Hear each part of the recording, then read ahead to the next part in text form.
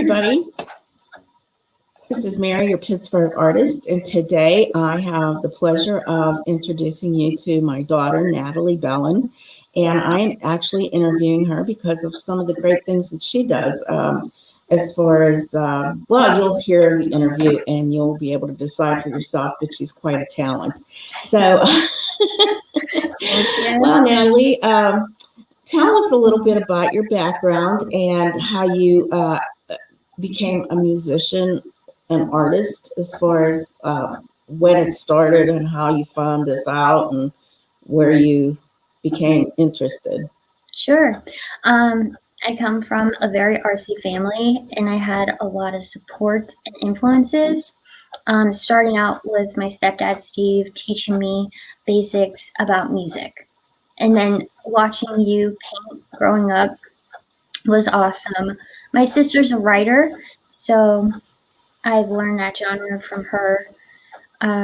With the support systems, like my grandma would help carry my snare drum when I would go to band practice when I was younger. That case was like more than half my size, and she literally started a trend with the luggage. Carrier. Yeah, luggage carrier. Yeah. My husband, Chris Belin, who will be interviewing in a few weeks, too. Okay, go ahead. I'm sorry. No, that's okay. He's a musician and an educator, so I learned a lot from him. Also, Lisa DeGorio, who teaches Lisa DeGorio's School of Dance, she allowed me to intern there last year, and I still assist and volunteer. And she's taught me a lot, and she's been a great support system, and I'm very thankful for that. Also, the people that we just surround ourselves with that are artsy, actors, musicians, just help me grow and develop so much. Yeah, that's true. I mean, we are very fortunate to have that in our lives, you know. So, tell me what your biggest influences are in music and art. Who you really, has influenced you in your life. Yeah, absolutely. So definitely reverting back to the first question, definitely the family and friends that I have who are artists and supporters. More on a famous spectrum, some of the artists, I always loved Andy Warhol, Jackson Pollock, or is it Pollock? Pollock. I always screw up. Well, I mean, people, even if you watch some documentaries, people pronounce it differently. So yeah, I'm really into expressionism artists now. So I want to dive into that more. Musician wise, Steve taught me, my stepdad, taught me a lot about blues musicians. So I love Howlin' Wolf. I love his sound so much. On a more pop level, I always loved Christina's voice and how dynamic her voice range is. And I always thought it was cool that she was from Pittsburgh too. So. Yeah, you don't hear much about her lately, or I mean, because she is a pop artist and I'm not into that genre, but I haven't heard anything recently by her. So I don't know what's happening in her life. Maybe she's just raising her children. I don't know. But yeah, she does have quite a range. There's so many young people too that are in the blues that are just so impressionist. I mean, they leave such an impression on you, being able to play guitar and sing and do all that. So we've gone to several concerts, and remember the one that actually introduced you to playing the drums. Yeah, David Gogo. Well, David Gogo, but remember the Indigenous band in. That was the year David Gogo was there at Harvard Acres. Yes. And didn't right after that you wanted to get a kit?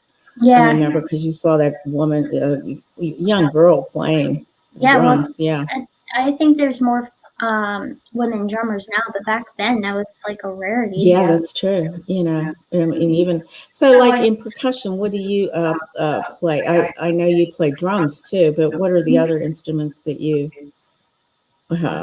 use? Yeah, sure. So when I was younger, I played the snare, and then in my 20s, after that concert, it influenced me to play drum kit. And then probably like later 20s, early 30s, I started playing different variations of percussion, which is like shakeré, tambourine. I am a creative percussion sponsored artist, so I use mostly their stuff, hex shakers, baseball shakers, and the creative percussion golf ball shakers. And I love those things because they have such a unique sound. And we'll talk later about like my social media and my web pages, but on my webpage you'll see a creative percussion link, and you'll see all the different types of percussion that I use from them. Okay, good, good. Yeah, I mean, I know you play quite a bit when we're in the bands out, which we haven't done for a while, and I don't know if we're going to continue. But, anyways, okay, yeah, lots of great sounds coming from Natalie, and COVID-19 isn't going to kill like my experience with playing music. If anything, it's going to press me to play more and fight for it. yeah. So Let's hope we get into some bands. So what kind of advice would you give to people that are pursuing music and art? Sure. So I have 3 pieces of advice. One is to never give up on your dreams.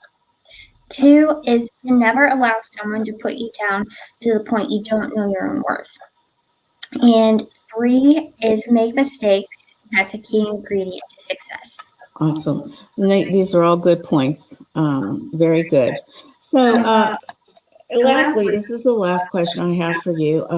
So, where can we find you, like as a website or social media, that people can actually see more of you? Sure. So I will give you my blog address, which is themanycolorsofnally.com. Mhm. You'll see wonderful things there. A link to the Holiday Cafe. As I said earlier, I'm a writer, or I may have talked about Nicole, my sister, being a writer. That's her blog, and I write for it. I highlight local Pittsburgh musicians. Mm-hmm. Some of the people that I highlighted was Mia Zanotti, the Derek Woods Band. Also, James Johnson III is a big jazz guy in Pittsburgh. He was my latest person I've interviewed. Nice. And then my blog actually puts a spotlight on local artists or people who support art, which is great because, like I said earlier, COVID-19 has been a traumatic year for a lot of people, but it pushed me to do this so people don't forget the importance of arts and we don't lose sight of the venues and theater places. It's important to keep those places alive and show support for artists because they make the world go round, and there's a place for them too. That's right. Yeah, it's been a trying year for a lot of people. That's for sure. Well, yes, I'll have those links in the information section of this video on not Facebook, YouTube. And we'll have some links that like send people to see the interview and things like that. So, but I really appreciate you taking time out of your busy schedule with college and things like that you're doing. So, and to do this interview. And I thought, I think, wow, it's amazing that you have been inspired by Steve and myself, and it just makes me feel so good too that I didn't waste my time and I did something good. Also on my blog page, you'll see social media links. One Etsy shop, the mother-daughter collaboration, just because we can't go out and sell art right now. I turned our business into an Etsy store, and also my website. Okay. And soon we'll be pursuing design work on shirts and other things like mugs and so forth. But we're getting that up and running here shortly. We've been practicing things, but haven't really sold anything yet because I kind of like what I made. So we're wearing it.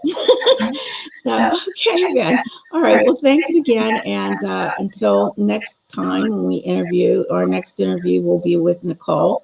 That's my other daughter, and she will be talking about her writing experience. So, um, thank you so much, Natalie, and you have a good day. And bye, everybody. Bye. Thanks Thank for you. watching. Bye.